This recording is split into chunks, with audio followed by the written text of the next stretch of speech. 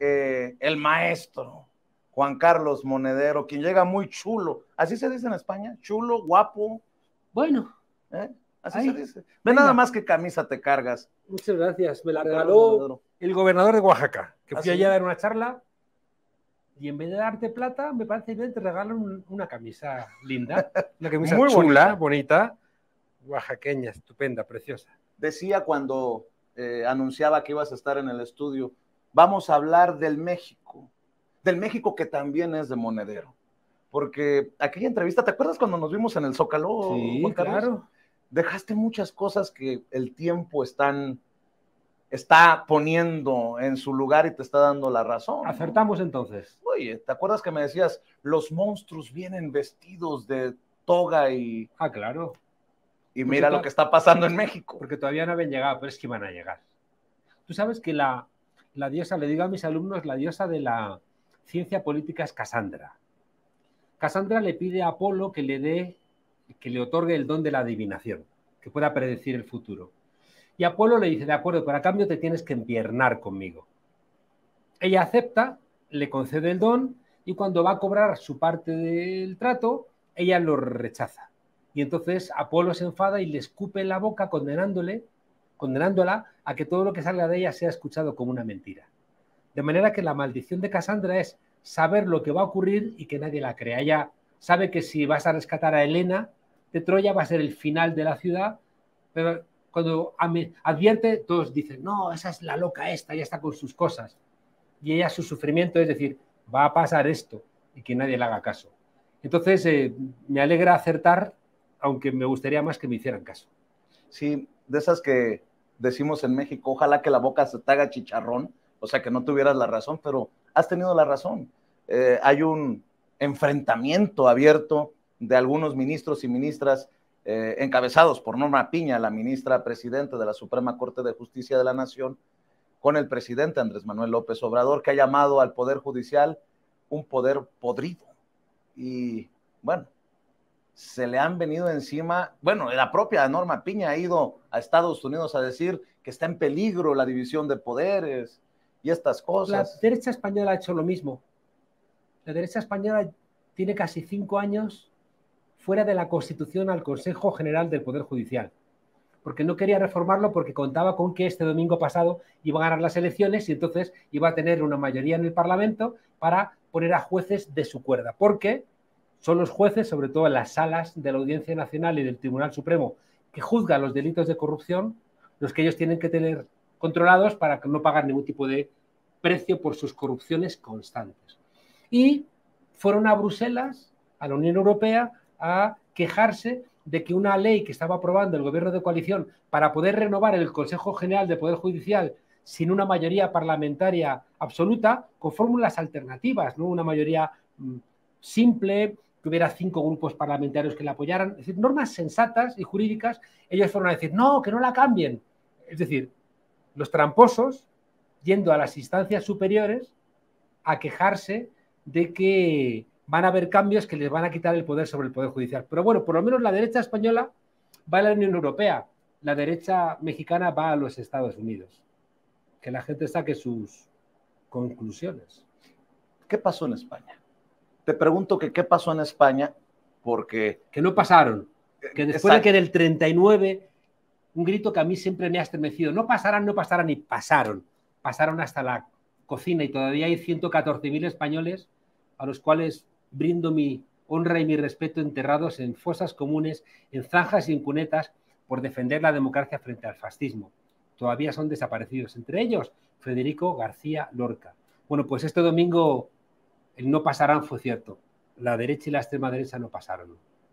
Eso podría, de alguna manera, darnos una lección hacia Latinoamérica. Tú eres estudioso de estas cosas y a ti te apasiona el tema Latinoamérica. ¿Tú ves que va a correr la misma suerte la derecha, la ultraderecha en México, por ejemplo, que se ha convertido como en una luz en Latinoamérica? Mira, si hubiera ganado el PP y Vox, estaba en el punto de mira a México.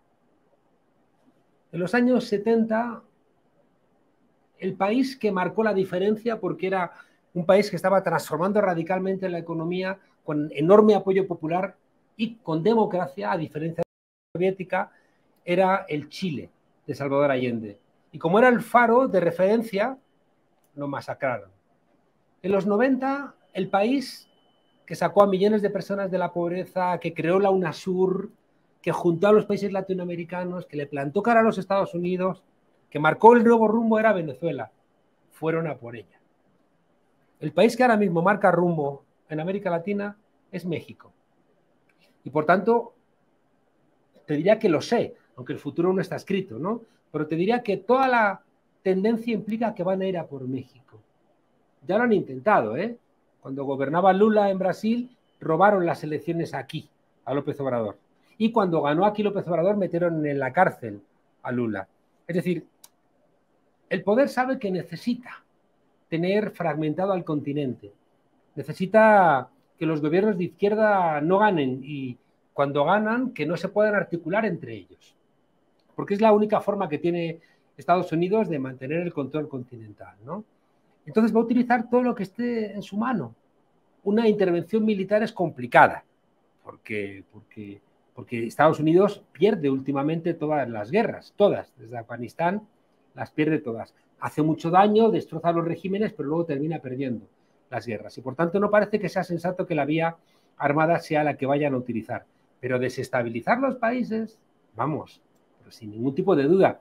Y los jueces, igual que antes formaban los Estados Unidos militares en la Escuela Mecánica de la Armada o en la Escuela de las Américas, ahora forman a jueces. Y esos jueces que reciben favores, reciben visas, reciben cursos, reciben invitaciones académicas, esos jueces son los que utilizan ahora para fragmentar, igual que también utilizaban a las ONGs, lo utilizan para intentar debilitar a los gobiernos de cambio. Después de escuchar al payaso de Vicente Fox, porque eso ha terminado, ¿no?, en un payaso, pero al final guía también del panismo que lo rescata. Después de escuchar a Xóchitl Gálvez, a Santiago Krill, después de ver a algunos ministros y sus declaraciones, ¿tú crees que hay riesgo de que cumplan eso de a la cárcel López Obrador? Lo pregunto porque sabemos que en el Poder Judicial están enquistados estos intereses. Y una de mis preocupaciones ha sido que para intentar desarticular este movimiento, que a pesar de que se vaya de la presidencia, se vaya del Palacio Nacional, seguirá siendo guía López Obrador de ese movimiento, el movimiento obradorista, pues la única que tienen es sacarlo del camino. Me hace gracia porque desde 2004 a mí la derecha me quiere meter en la cárcel. Y yo soy un humilde profesor de universidad, yo no tengo cargos, no me he presentado nunca a ningún cargo de elección pública, pero constantemente, tú verás, las redes sociales me quieren meter en la cárcel. En 2004 quisieron meter en la cárcel a López Obrador. Fue el 2004 el desafuero, fue 2006. Por ahí, ¿no? Por ahí. Metieron en la cárcel a Lula, sin pruebas. El juez Moro dijo, no tengo pruebas, pero estoy convencido de que es culpable. Y lo metió casi 2 años en la cárcel. 500 y pico días.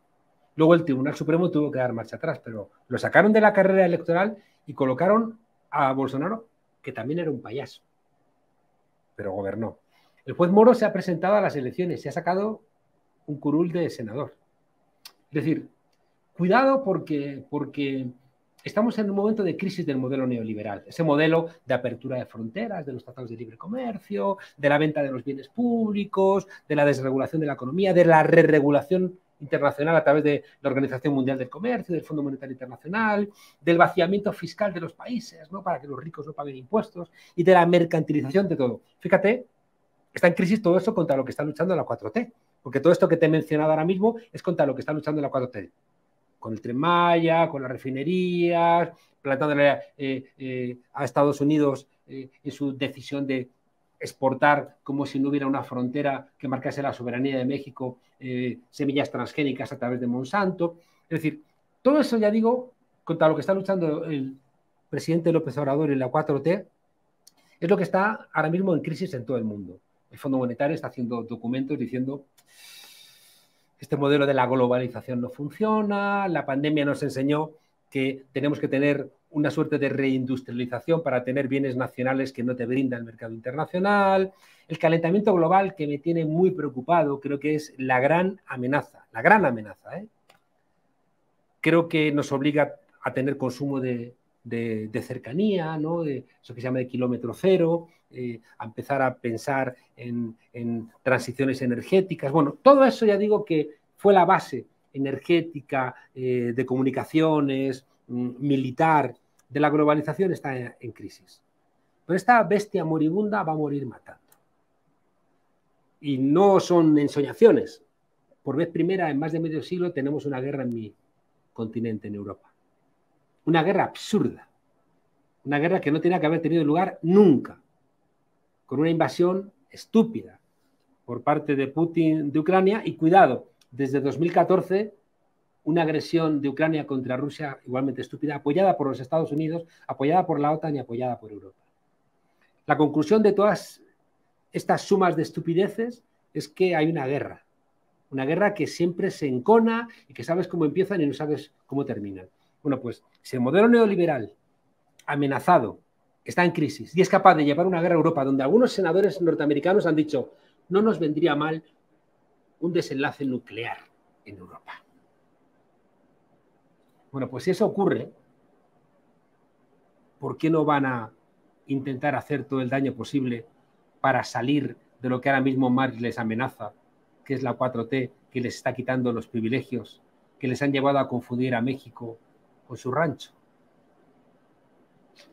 Te lo pregunto porque el propio presidente ya ha advertido algo que platicábamos, no sé si en la entrevista, pero recuerdo que lo platicaba contigo. Esta guerra perversa, esta guerra sucia, peligrosa, que podría llevar a la violencia. No sé si lo recuerdas. Bueno, el presidente dice, me quieren culpar si algo le pasa a uno de los contrincantes políticos o a alguno de los periodistas que exhibimos en la mañanera.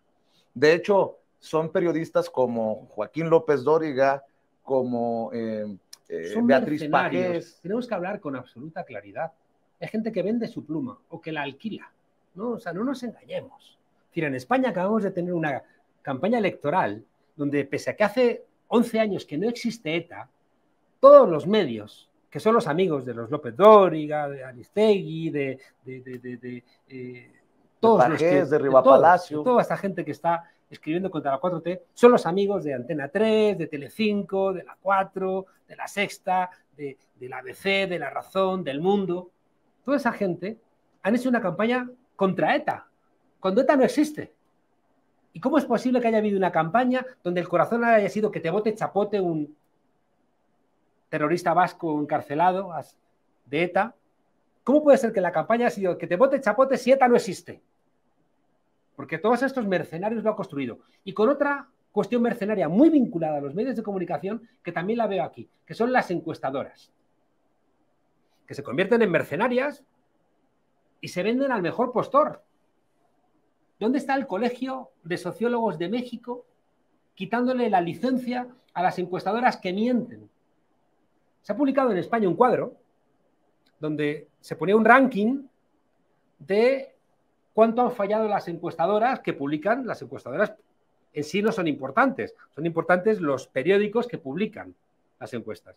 Bueno, pues la diferencia entre el resultado real y lo que decían estos periódicos encuestadoras era más grande conforme más a la derecha estaban los periódicos.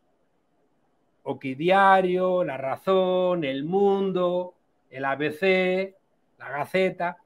Entonces dices, pero vamos a ver, si las encuestas son performativas y las encuestas influyen en el resultado electoral, ¿cómo es posible que permitamos que se publiquen encuestas pagadas para que digan que va a ganar la derecha y la extrema derecha, como se decía en España? Que luego ha resultado que era mentira, que han perdido. Dices que lo ves en México también. Lo veo constantemente. No veo nada más que encuestas que además coincide la línea editorial con el resultado de la encuesta. Por ejemplo, con el tema de las corcholatas. Hay periódicos con una línea editorial a favor de alguna de las corcholatas y qué curioso que las encuestas que publican siempre coinciden con los intereses de esa corcholata, que es a la que defiende la línea editorial del partido. Puede ser. O sea, yo quiero saber las encuestas de verdad. ¿Te refieres al Financiero, al Universal? No quiero dar nombres concretos, ¿no? Es decir, te lo digo como analista, ¿no? Porque a mí todas las corcholatas me parecen maravillosas.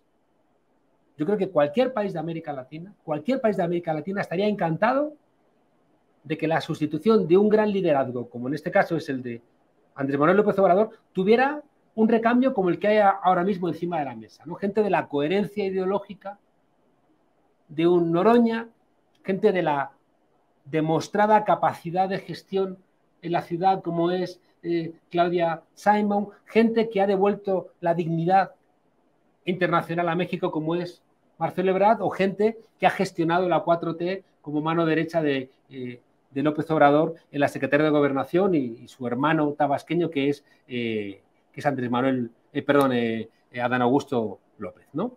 Entonces, dejando claro que a mí todas las corcholatas me parecen maravillosas y estando muy contento, ¿no? por esa idea del presidente de que el que gana es presidente, el segundo coordina, senador es el tercero coordina diputados, el cuarto va al gabinete, es decir, esa... Que te oyeron, porque lo mencionabas tú en entrevistas que diste hace algunos meses. Puede ser, ¿no? Y yo creo que ahí Pigmenio Ibarra ha ayudado mucho en esa dirección.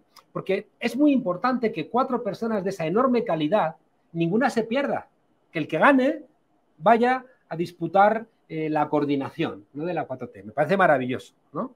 Pero que los otros sigan colaborando, porque eso va a hacer mucha falta, porque además la persona que gane va a estar en una situación de debilidad en comparación con la fortaleza que tiene López Obrador, porque no va a poder trasladar López Obrador ni su carisma, ni sus equilibrios, y por tanto hace falta que toda la gente que está a favor de este avance democrático que supone la 4T esté remando en esa dirección y que no se enfaden y digan, pues yo ahora me voy, no. Por eso era tan importante la idea del piso parejo y por eso es tan importante que las encuestas no mientan. Por eso es tan importante que las encuestas sean limpias. Pero mucho del debate, a veces demasiado duro, al interior del movimiento es basado en las encuestas. Pues no puede ser. No puede ser. O sea, porque hay que discutir sobre hechos reales. No puedes discutir sobre construcciones tramposas. ¿A cuántos de estos periodistas les pagan por opinar lo que opinan? Es decir, que yo también sueño con una democracia donde los periodistas tengan la independencia económica como para poder expresar lo que realmente piensan. Y que no tengan que estar haciendo cuentas de que no voy a criticar a esta persona porque es la que me baja recursos por aquí, no voy a criticar a esta otra persona. No puede ser. No tienes libertad. No voy a opinar sobre esto porque sé que le molesta, no voy a opinar sobre el aborto. No puede ser. Porque si los periodistas no tenéis libertad para trasladar realmente, primero lo que pasa, y luego otros opinar sobre lo que pasa, que también estaría bueno ir diferenciando, ¿eh? Porque cuando confundimos el periodismo con estar todo el rato opinando, tampoco vale. Yo quiero que los periodistas me informen de lo que pasa. Y ya sacaré yo mi opinión. Y otros que sean opinadores, vale, pues que opinen. Pero el periodismo tiene también que contar qué es lo que está ocurriendo para que la gente pueda evaluar cómo lo hace el gobierno y cuáles son las propuestas de la oposición. Pero si todo está trufado de mentiras, a mí me preocupa leer. Yo me he dado cuenta de la construcción de cómo están intentando los medios aupar a Xóchitl, ¿no se llama? Xóchitl Gálvez. Xóchitl Gálvez, ¿no? Es que lo he vivido en tantos sitios ya, ¿no? Cómo intentan construir un personaje con mentiras para ir alzándolo y probando a ver si funciona. Si no funciona, buscan otro, ¿no? Te pueden buscar simplemente porque hay empresas evaluando qué es lo que necesitan. Se buscaron un galán como Peña Nieto. Peña Bombón, te quiero en mi colchón, ¿no? Es decir, terrible, ¿no? Son empresas de consulting, de consultoras, que dicen, toma esta fregona, conviértemela en candidatable, ¿no? Entonces, notas cómo estas firmas, procuro mirar la prensa mexicana, y cómo firmas como supuestamente de mucho prestigio empiezan a lanzar Xóchitl maravillosa. Xóchitl la que puede realmente frenar la 4T, Xóchitl que viene de abajo, Xóchitl. Todo mentira. Luego resulta que tenía contratos millonarios ocultos, ¿no? a través de sus favores políticos. ¿No te has dado cuenta que los golpes, el fuego amigo muchas veces es más duro que incluso el golpeteo hacia afuera? Tú advertías en el Zócalo, en aquella entrevista, por Voy a tener que verla. Por cierto, sí, que la busquen, ese encuentro en el Zócalo con Juan Carlos Monedero hace meses. Y de hecho te escuchaba con Álvaro y con Alejandro, y es algo que tú bien me decías en el Zócalo, que el que gane, no lo gane todo, y el que pierda, no lo pierda todo. Y decías, no podemos ir por el camino de la aniquilación. Si no estás conmigo, te voy a aniquilar. Y veo que mucho golpeteo es así. Tú lo has visto, tú lo has advertido, y te lo pregunto porque ya nos llevaron al baile a ti y a mí. Así. Dicen, es que firman en el consejo editorial de la revista Red Ciudadana, claro, Juan Carlos Monedero y Vicente Serrano. ¿Cuánto les estarán pagando? Pues... Es que esos consejos editoriales no se pagan. ¿Por qué? Porque pues se nos dio la gana.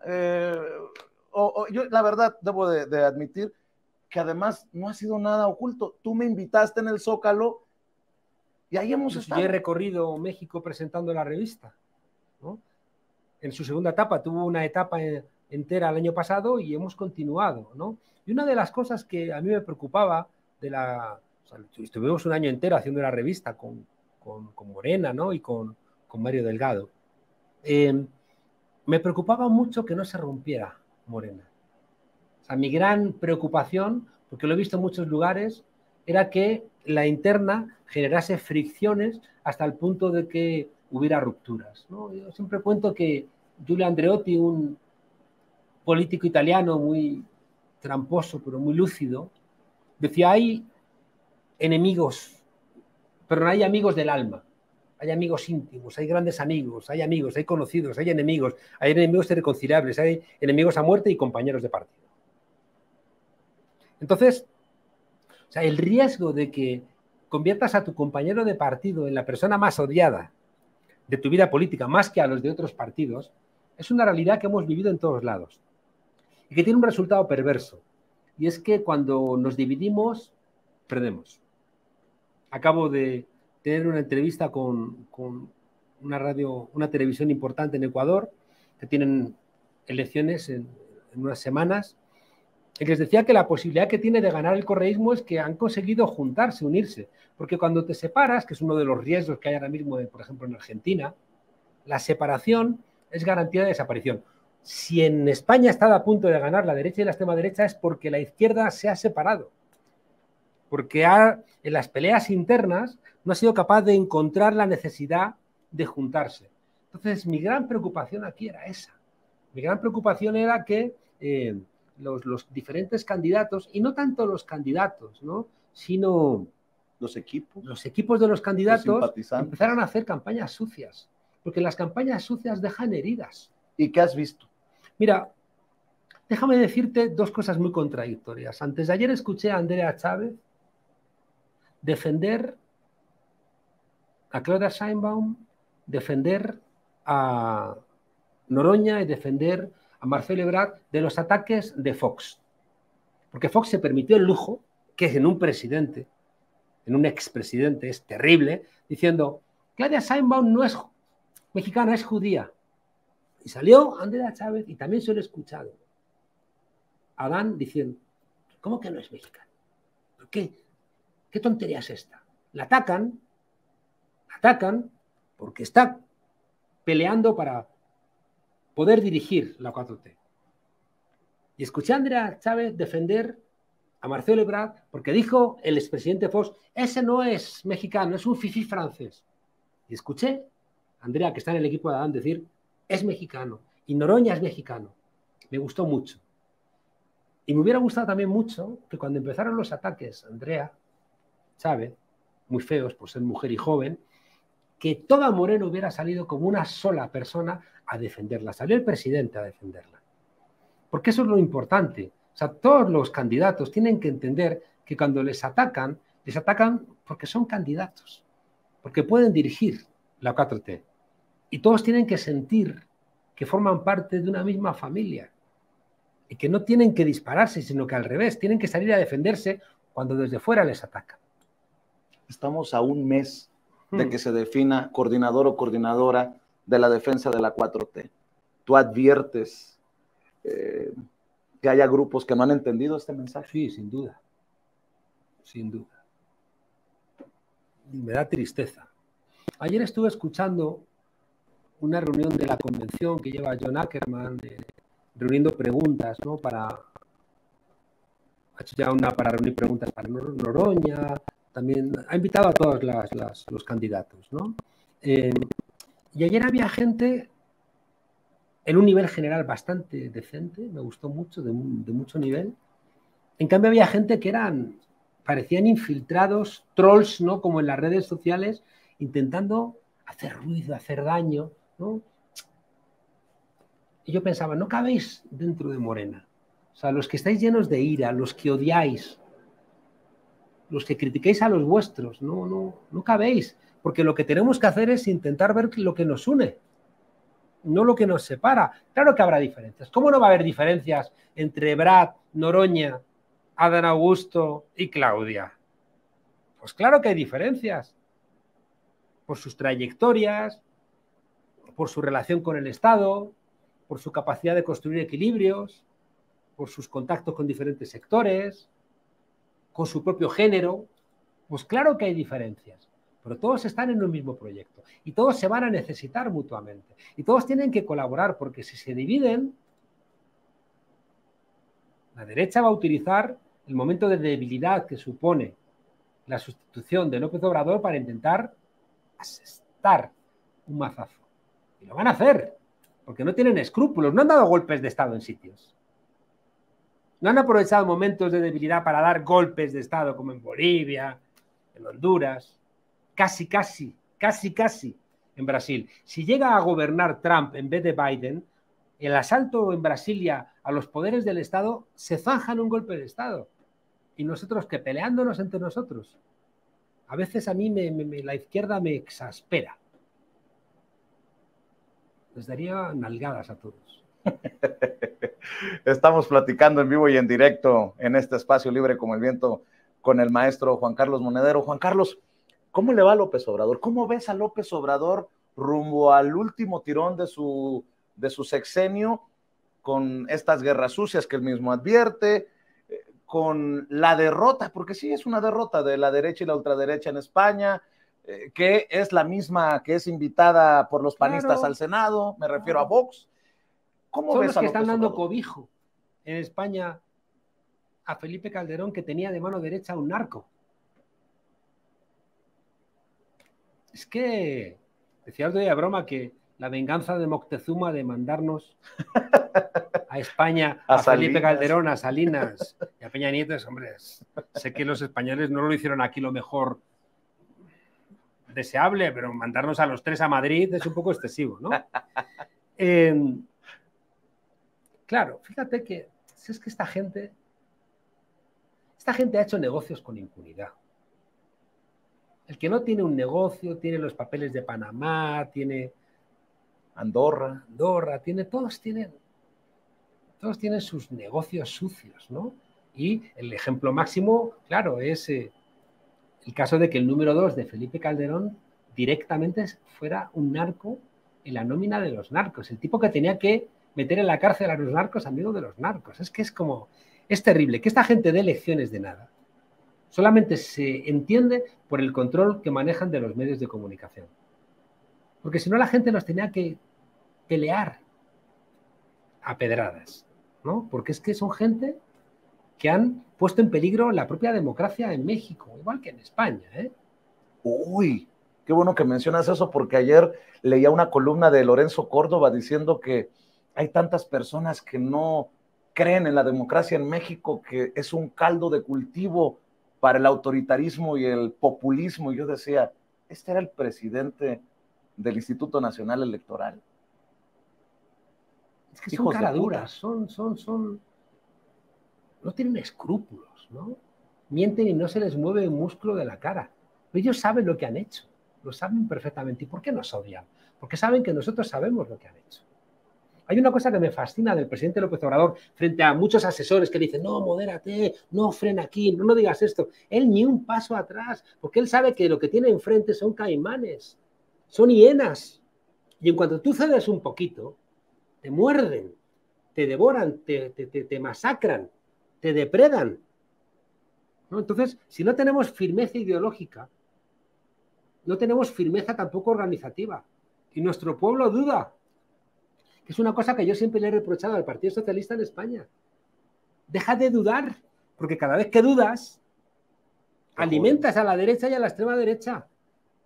No dudes, porque hay una parte del PSOE que quiere regresar al viejo bipartidismo, donde se hacían aquí las cumbres iberoamericanas con Felipe González y el rey emérito. Felipe González, amigo de sinvergüenzas, que todos están en la cárcel o exiliados porque no pueden vivir en sus países por ladrones, y el rey emérito en Dubái, también perseguido por sus chanchullos y que no está en la cárcel porque la ley lo eximía por las herencias de la transición. Porque ya también el monstruo va de pues claro, de toga. Pues claro. Sí, sí. Y además escrita en la Constitución, porque la inviolabilidad del rey, ya ves tú.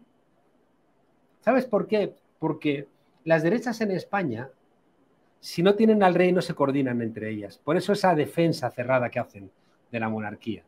Y por eso el Partido Socialista, que no se atreve también a superar esa vieja inercia española que viene de Cánovas del Castillo, que fue la respuesta de las élites en España a la Primera República de 1873, que se asustaron. Y entonces Cánovas del Castillo hace una constitución monárquica, le concede al rey, como en la Constitución actual del 78, el poder de las Fuerzas Armadas, bipartidista, para que haya un turnismo, donde todo cambie para que no cambie nada, centralista, porque las partes de la periferia de España siempre han sido las partes más avanzadas, las que están más alejadas de la corte y, por tanto, las que tienen más libertad, ¿no?, para desarrollar su propia lógica, y que además, como son zonas con desarrollos nacionales diferentes que intentan ser aplastados por el centro, han generado una conciencia democrática más fuerte en Cataluña, en el País Vasco, en Levante, con un capitalismo clientelar, que es una de las reglas, y una vinculación de la Iglesia y el Estado. Fíjate que eso que viene de Cánovas del Castillo es lo que puso en cuestión el 15M, los indignados cuando nos echamos a la calle, y es lo que intentan recuperar una parte del PSOE con el PP, y es lo que impugna, ¿no?, esa nueva izquierda, que curiosamente es la que después tiene buena relación con Morena, con Boris, con Petro, con Cristina, con Lula, etcétera, ¿no? Porque es una izquierda que sabe que el modelo neoliberal es que va a acabar con el maldito planeta, ¿no? Y esta gente, ya digo, sin escrúpulos. En Madrid, la extrema derecha madrileña, que gobierna la ciudad de Madrid y la Comunidad de Madrid, les ha entregado una suerte de bula. Y ahí están, gastándose el dinero que han robado aquí o en los diferentes países, y comprando grandes restaurantes, casas de lujo, inmobiliarias, y disparando desde allí contra la 4T. Esa gente está agazapada, esperando un momento de debilidad, alimentando a las diferencias, comprando a los periodistas, comprando las televisiones, para intentar dar el zarpazo definitivo. Y por eso mi petición a la gente es debatan, expresen sus diferentes ideas, apoyen al candidato que más se acerque a su sensibilidad, pero no se peleen. Fíjate que yo soy amigo de Adán Augusto, ¿no?, porque lo conocí, pero no se me pasa por la cabeza desconocer que una buena parte de mis amigos de la izquierda mexicana, pues, les gusta Claudia. Es que, ¿y qué vamos a hacer? Todos tienen que entender que forman parte de la misma pelea, ¿no? Entonces, intentar explicar qué puede ocurrir, qué no puede ocurrir. Me gustan las referencias históricas que hace López Obrador, ¿no?, con la sustitución que tuvo que poner en marcha Lázaro Cárdenas, ¿no?, con el general Ávila Camacho o el general Mujica, ¿no?, qué decisión tomar. Luego escribió Cuauhtémoc Cárdenas un artículo que me gustó en La Jornada. Qué gran periódico, La Jornada. No existe en España un periódico como La Jornada. Articulando cómo en la construcción de un candidatable para la presidencia, tienes que sumar muchos elementos, ¿no? No basta con que seas cercano al presidente, no basta con que haya sido señalado o señalada por él como una persona válida, sino que tienes que mirar cuáles son los equilibrios en el país, cómo vas a poder frenar los golpes de la derecha, cuáles son tus relaciones con los diferentes sectores, tus relaciones con el ejército, con los empresarios, con los sindicatos, con las bases, con las universidades. Es decir, es un equilibrio complejo, ¿no? Es un equilibrio difícil.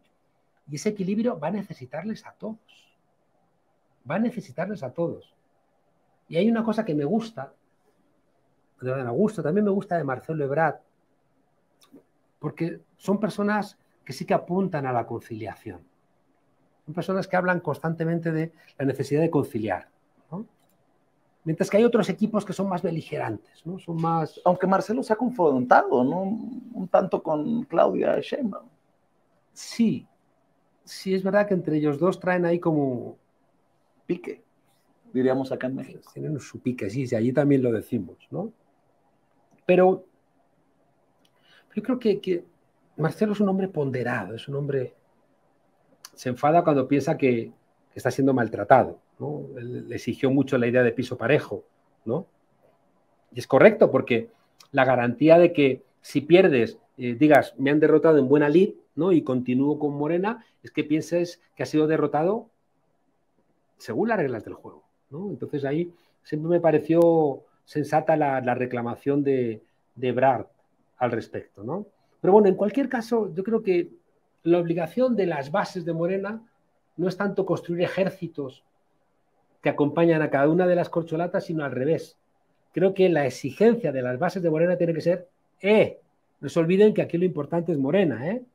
Y por eso me gusta mucho, fíjate, tengo que hablar con mis amigos, ¿no? Con Paco Ignacio Taibo, con el Fisgón, que están haciendo el proyecto de nación para Morena. Para mí es ahora mismo de lo más relevante, porque es Morena diciendo hacia dónde tiene que ir en el próximo sexenio de la 4T. Y gane quien gane la encuesta, ahí está el programa de gobierno. Y eso es muy importante, la gente debiera prestarle mucha atención. El programa de gobierno no está tanto en la persona que gane la encuesta y luego gane las elecciones, sino en la tarea que tiene que desarrollar, que la está marcando el partido, porque se van a presentar por Morena. Y por tanto, ahí, en el proyecto de nación, es donde hay que prestarle atención. Como voy a estar aquí un par de semanas o 3, a ver si hablamos, porque ya hablamos del programa de nación. Claro, ¿no? Podremos hacer una mesa redonda, a ver si el Fisgón, Pedro Miguel, seguro, el propio Pigmenio, que forman parte de estas 21 claro, personas, Héctor Vasconcelos, puedan sentarse a conversar. Me encantaría, porque ahí está el futuro de la 4T. ¿Qué vamos a hacer con el calentamiento global? Que ha dicho hoy el presidente de Naciones Unidas que ya no es calentamiento global, es colapso. Vamos al maldito agujero, ¿eh? O sea, las cosas que están pasando ahora mismo en el mundo son de terror.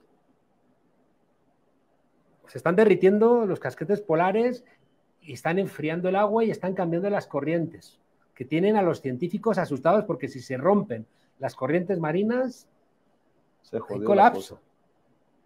El calentamiento de la superficie de los océanos es el mayor en mucho tiempo. Las lluvias torrenciales que arrasan los cultivos, las sequías brutales, los incendios que están arrasando el sur de Europa, tifones en Alemania, huracanes en Suiza. Entonces, creo que el proyecto de nación tiene que establecer las bases de qué va a apostar la 4T contra el calentamiento global.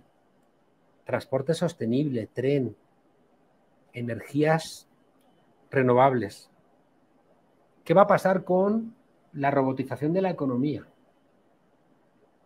¿Qué va a pasar con las migraciones? ¿Qué va a pasar con los cambios geopolíticos que amenazan a Estados Unidos y que va a revolverse y va a exigir a los países más cercanos, aquí México, a que se posicione en la pelea que quiere tener contra China? ¿Qué ocurre con las desigualdades? Antes planteabas, fíjate, en la 4T, hay un dato que para mí es muy importante, que ha salido ayer o antes de ayer, y es cómo se ha reducido, es una cosa medio técnica, que es el coeficiente Gini, pero que es el que mide las desigualdades. Se ha reducido, como dicen ustedes, un chingo las desigualdades en México. Es que esa es la tarea. Por eso te preguntaba... Tú haces una tarea progresista y de izquierdas cuando reduces las desigualdades en el país. Le has dado a mi punto. Por eso te preguntaba, ¿cómo ves esta recta final del gobierno de Andrés Manuel López Obrador cuando consideras que México es un faro hacia América Latina? Porque acaba de dar a conocer el INEGI, que es un organismo independiente, autónomo, que hay más dinero en comparación a otros años en las familias mexicanas. Claro. Y que el tema de los homicidios va a la baja, tanto que le han criticado al gobierno. Entonces, los dos indicadores apuntan a que vamos en la dirección correcta. A lo mejor quisiéramos que las cosas pasaran tronando los dedos, pero no funcionan así. Pero la tendencia es la correcta. Por eso te preguntaba. Y ahora que hablas de esto de reducir la brecha, pues le has dado al punto, ¿no? O sea, si alguien se dice de izquierda y no reduce las brechas entre los que más tienen y los que menos tienen, se jodió la cosa, ¿no? Es que esa es la tarea. Que haya menos niños en las calles, que haya más niños escolarizados, que la alfabetización sea real, que la gente, como decía Lula, coma 3 veces al día, que haya agua potable, que haya educación para toda la gente, que los adultos mayores tengan la sanidad que necesitan, que tengan unas gafas. Es decir, elementos, ¿no?, que permiten a las familias tener un horizonte de tranquilidad. O sea, hacemos política para que los pueblos no tengan miedo. Yo mi participación en la política, y no estoy solamente en la reflexión, sino que me implico, es porque un pueblo con miedo es un pueblo que pierde su vida. La gente en este corto periodo de tiempo que estamos aquí, en el planeta Tierra, no podemos estar con miedo. Porque es que entonces no vamos a poder agradecer, ¿no?, este regalo de estar vivos. Por eso, por lo que estás diciendo, es que jodido el que se quede callado ante ministros y ministras a los que les pagamos hasta los anteojos, que les pagamos los celulares de su familia, les pagamos millones de pesos. O sea, no puede ser posible que nos quedemos callados. Si realmente te dices de este movimiento por la transformación, cuando están ocurriendo estas cosas, desde cierta élite o de ciertos privilegios. Yo por eso aplaudo que el presidente Andrés Manuel López Obrador no calle ante esto, aunque le cueste, porque hay un costo en eso. Claro, claro que hay un costo. Y ahora es presidente, pero lleva reuniéndose bajo un nogal con 20 personas, ¿qué? 30 años. Es decir, que la trayectoria, ¿no?, del presidente López Obrador viene de abajo, pateándose las calles, ¿no? Que también es una cosa, fíjate, que me está gustando ver en las campañas electorales, ¿no? Y me gusta ver cuando se atreven a estar con el pueblo, ¿no? Claro, esto, como he dicho que Adán es mi amigo, si ahora digo esto parece que estoy haciéndole campaña, ¿no? Pero el otro día vi a Adán Augusto en Morelia meterse en un mercado y atravesar el mercado entero. Tardó muchísimo, parándose en los puestos, la gente le paraba. Me recordaba a López Obrador en esa cercanía con el pueblo. En términos de la encuesta, te diría que es medio absurdo, porque ¿cuánta gente había allí? 4.000, 5.000 personas.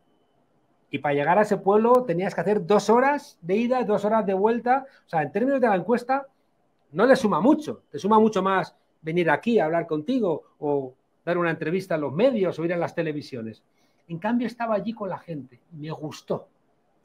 ¿No? Me gustó porque era recuperar ese contacto con la gente, que es lo que hizo López Obrador. Y por eso tiene esa sensibilidad, y por eso no da marcha atrás, y por eso no cede. Y por eso hay una coincidencia entre lo que dice y lo que hace. Porque el discurso nos lo aprendemos todos, ¿eh? He visto gente que se aprende el discurso, lo cuenta, y luego en su vida real no hay ningún tipo de cercanía entre lo que dice y lo que hace. Entonces, como tú bien dices, queda un año. Yo creo que es un año que hay que apretar el acelerador. Porque sigue habiendo muchísima violencia en México. Porque siguen habiendo muchísimas armas en México. Porque sigue habiendo mucha pobreza en México. Porque sigue habiendo mucha corrupción en México. Porque sigue habiendo mucha desigualdad entre los hombres y las mujeres en México. Entonces, apretar el acelerador, ¿no? Y por eso es muy importante que la persona que sea designada tenga en la cabeza todas estas cosas. O sea, que continúe la 4T, pero que también haya los cambios necesarios como para que se ahonden en estas cosas que están pendientes. Y que como la persona va a ser diferente, también la gestión va a ser diferente. O sea, el presidente López Obrador es él, con su sensibilidad ante unas cosas más que ante otras, con sus debilidades ante unas cosas más que por otras, y la persona que llegue tiene que hacer valer las suyas, y es bueno que así sea. Y me parece maravilloso que el partido esté diciendo, el rumbo va por aquí, ¿eh? Y que gente muy inteligente y muy preparada, o sea, la materia gris, la intelectualidad de Morena esté trabajando en el proyecto de nación. ¿No sabes las ganas que tengo de que me lo cuenten, ¿no? Están este fin de semana, igual me voy con ellos a escucharles, ¿no? Porque es que para mí es lo más importante. Yo soy un profesor, ¿no? Hay gente que quiere ser Simón Bolívar, yo quiero ser Simón Rodríguez, ¿no? Ese es su acompañante, ¿no? Que encuentra la paz en los libros, leyendo, escribiendo, pensando, encontrando una idea, una frase que te parece luminosa, ¿no? Sin perder, ¿no?, el acompañamiento. Dice Boaventura, mi maestro, que una práctica sin teoría está ciega, y una teoría sin la práctica es inútil, ¿no? Entonces, en este juego que mantenemos, ¿no? Y para mí es muy fascinante poder estar compartiendo aquí, en este momento tan vivo, ¿no?, de la realidad latinoamericana y en concreto de la mexicana, ¿no? ¿Ves algún riesgo de la mano de Trump, de la ultraderecha estadounidense para México? Lo digo por la cercanía, ¿no? Ustedes tienen una buena noticia que contar desde España, pero en Estados Unidos se cometió un error y yo lo advertí por mucho tiempo. No pueden tratar como payaso a Trump, aunque sea un payaso, porque nos puede ganar la presidencia. Y la ganó. Pues claro. No podemos subestimar a un contrincante.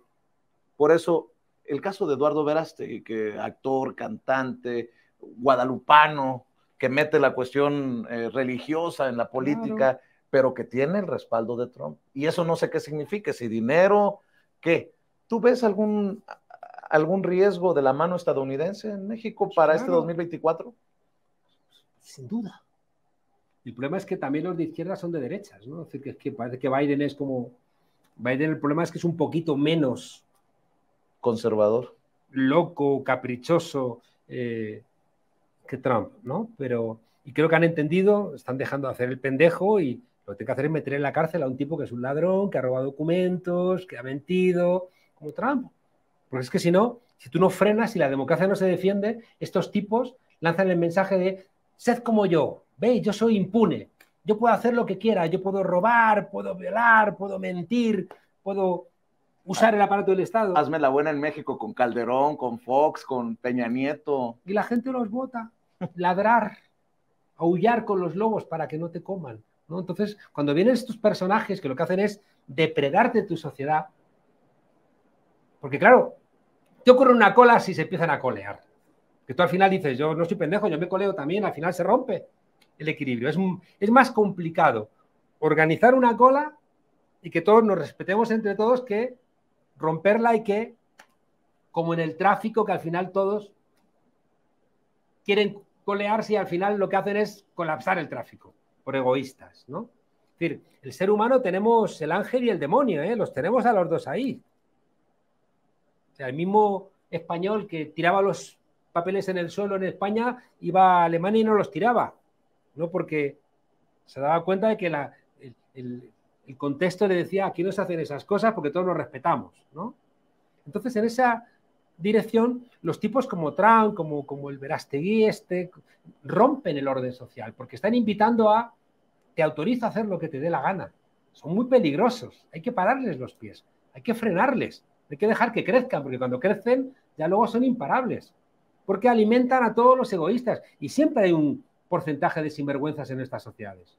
¿Qué te crees? ¿Que no hay en México un 20% de sinvergüenzas dispuestos a apoyar un sinvergüenza que les dé licencia para robar, para corromper, para abusar? Pues claro, existen en todos nuestros países. Un 20%, ¿eh? Y si encima tienen plata y medios de comunicación y demás, pues al final te rompen el equilibrio social. Si es así como nacen. Hay un libro precioso, que ojalá la gente lo pudiera leer, es un poco voluminoso, pero a la gente que le interesa en estas cosas se lo recomiendo, de un tipo que se llama Scurati, un italiano que se llama M, el hijo del siglo, que es el ascenso de Mussolini. Cómo termina la Primera Guerra Mundial y los que habían ganado la guerra pero no habían obtenido ningún tipo de beneficios militares, algunos lisiados, de repente los reúne a 200 personas Mussolini y les dice, con un discurso muy nacionalista, un discurso muy somos los más importantes, tenemos derecho a todo, les articula y montan el fascismo en Italia. Y 3 años después estaban gobernando, 3 años, ¿no? Con un loco histriónico, payaso, listo, porque los payasos son listos. Son payasos, pero son listos, ¿eh? Y un tipo como Mussolini, en 3 años, lleva a la ruina a Italia, acompañando a Hitler en el delirio de la Segunda Guerra Mundial, ¿no? Entonces, tenemos que ser cuidadosos con esos personajes, no alimentarlos, porque es que al ellos echarle vitaminas a la parte más oscura de nuestra humanidad, pues empiezan a sumar a enfadados, empiezan a sumar a los decepcionados, empiezan a sumar a los que piensan que no han obtenido todo lo que se merecían, empiezan a sumar a los que han perdido, y si son capaces de coordinar a todo eso, se convierten en realmente peligrosos. Por eso te decía que una vez que habéis conseguido aquí algo tan complicado como unir en Morena una fuerza política que es ahora mismo la más importante de América Latina, que ha estado a punto de naufragar. Y hay Mario Delgado, al cual le critican mucho, pero ha sido capaz de poner orden en Morena, ¿no? Seguramente quedan muchas cosas, pero ha puesto orden, porque estuvo a punto de lanzarse los pedazos al espacio exterior. Entonces, Morena, que ahora mismo seguramente es la formación política más importante de América Latina, tiene que alimentar la ideología. Por eso me apasiona lo que hace el Fisgón. Porque el Fisgón lo que alimenta es la parte más solidaria, la parte más feminista, la parte más ecologista, la parte más enraizada en la Revolución Mexicana. Y lo va contando a todos los pueblos de México y va generando conciencia. Y decía mi amigo Bertolt Brecht que solamente los pueblos con conciencia son los pueblos que tienen esperanza.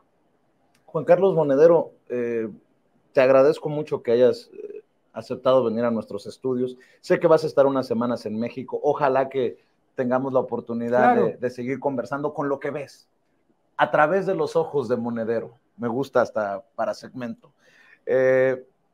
¿Con qué cerrarías? ¿Qué reflexión le dejas? Pues obviamente en su mayoría son cuatroteros, obradoristas, los que nos ven y los escuchan, los que nos confían, los que nos desconfían, porque habrá muchos que hacen bueno aquello que digo, no me crean ni a mí a ojos cerrados.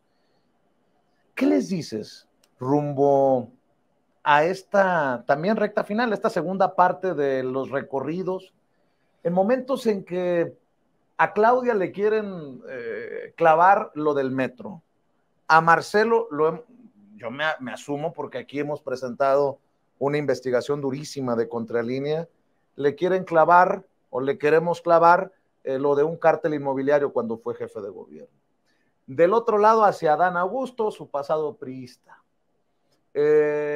A Noroña, que tú sabes, que no le da, que es demasiado explosivo, en fin, pareciera que acá decimos que ningún chile les embona, y pareciera que la consigna es destruir, y lo que se necesita es construir, avanzar. ¿Qué reflexión dejas?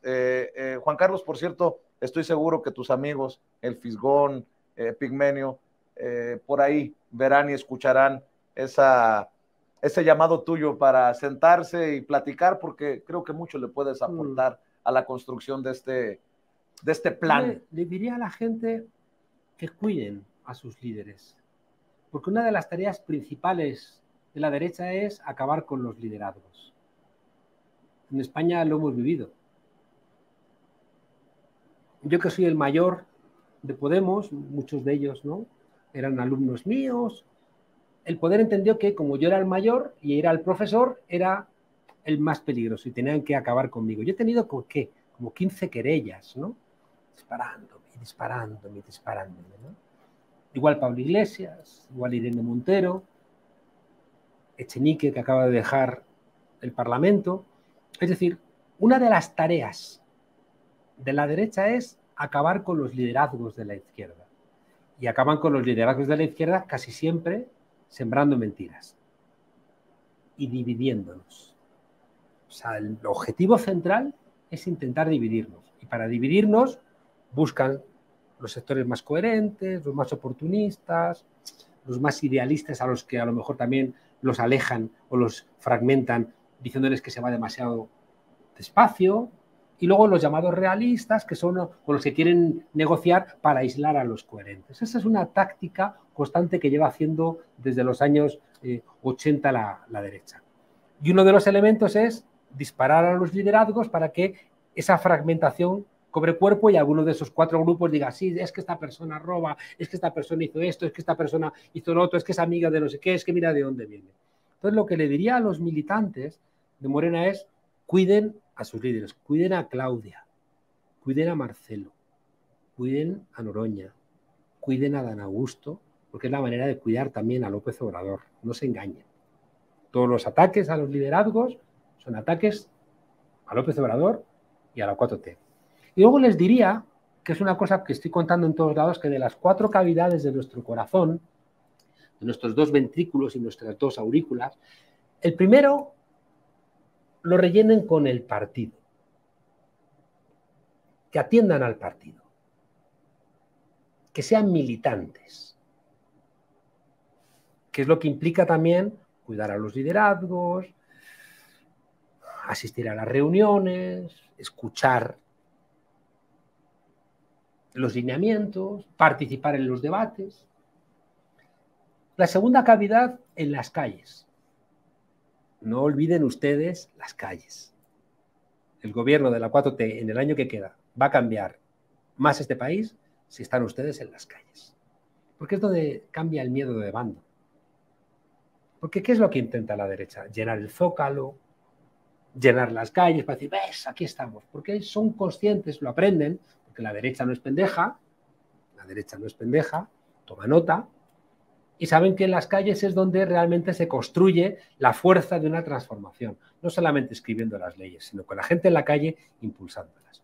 Por tanto, en la segunda cavidad, estén ustedes en las calles. La tercera es muy exigente, es que tiene que militar la ciudadanía de la 4T en el relato. Tienen que volver a estudiar, a debatir, a saber qué es lo que opinan los liderazgos, a informarse, a escuchar las mañaneras, a leer libros, a leer las revistas, a estar en las discusiones. Y por tanto, si no somos capaces de revertir el discurso mentiroso de las fake news que todos los días bombardean, terminaremos odiando a las víctimas y amando a los verdugos, como decía Malcolm X. Y por tanto, la persona demócrata que quiera que sus hijos y sus nietos tengan un futuro mejor, tiene que pelear también por el relato. Y la cuarta, que para mí es muy importante, es que tienen que militar en la alegría. La cuarta cavidad, después de estar en el partido, en las calles, en el relato, en la alegría. Me encanta cuando el presidente López Obrador se ríe. O sea, tiene que haber humor, tiene que haber risas. Porque es que si no, no aguantamos la presión. Es Porque, que sí, sí contagia, mira, bueno, la risita, ¿no? claro, porque es que el mundo es duro. Y cuando vas creciendo, pues la vida es muy desafiante. Y te atacan los fantasmas de muchas cosas, de la soledad, de la indiferencia, de la ingratitud, de los sueños frustrados, de las heridas, de las traiciones. Entonces, necesitamos a ese pesimismo de la inteligencia, como decía Gramsci, o ponerle el optimismo de la voluntad. Tenemos que tener una predisposición a una mirada alegre. Y eso, la risa al final contagia. Y tenemos que ponerle a esta gente, ¿no? Que son los de la ira, los de la tristeza, los de la amenaza, los del miedo. O ponerles la risa, porque la risa es revolucionaria. Además nos dan suficientes elementos para reírnos hasta de ellos, ¿no? Y ya sabes que la que quiere la derecha que sea su candidata se vistió un día de dinosaurio. ¿Sí te has enterado de esas cosas? Sí. ¿A poco no se ponen de pechito para que nos burlemos de ellos? Ay, Mi querido Juan Carlos, nada más para cerrar, quiero decirte. Llevas cerrando media hora, ¿eh? Que la admiración... y nunca llega la paloma. Que la admiración es sincera. Y si yo en algún momento me permití estar en el consejo editorial de la revista, fue porque tu nombre estaba ahí. Yo le pido a la gente que lea la revista, que la lea, y verá ahí cómo hay todo esto que hemos dicho. Que se cuiden, la admiración, que defiendan el partido, que defiendan a sus liderazgos, y que gracias por permitirme compartir también este momento, ¿no? de esperanza de México. Gracias. Gracias a ti, querido Juan Carlos, y espero que vengas a esta que también es tu casa, tus estudios, cuando así lo permita tu agenda, que siempre es ocupada.